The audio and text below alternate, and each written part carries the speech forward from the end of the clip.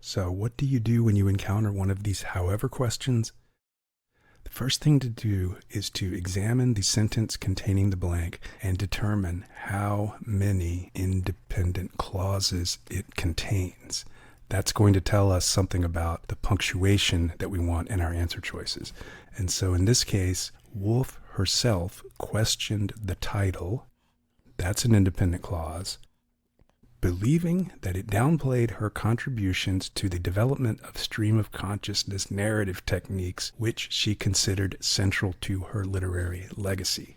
Well, that's definitely a lot of words, but there's no independent clause in that yellow portion. Believing blah blah blah, that's a participle phrase, which she considered, that's kind of like an appositive. So we just have one independent clause, and what that means is we don't want any hard punctuation. Meaning, in this case, the semicolon, period, colon, single dash, those would also count as hard punctuation.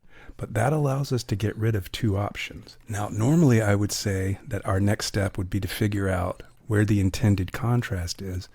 But in this case, our answer kind of has to be C, because you're not going to have comma, however, and then nothing else after it. So historians have referred to Virginia Woolf as the mother of modernist fiction, a label that has widely been used in literary analysis since the mid-20th century. Woolf herself questioned the title, however. So the contrast is between the previous sentence and the green portion of this sentence. But in this case, since we only have one independent clause, we don't want the hard punctuation.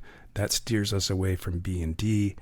And again, you're just not going to have comma, however, and nothing after it. The only way that could make sense would be if the word however were being used in a very different way. And they're not going to ask questions about that usage of the word however on the SAT. So our answer here is C.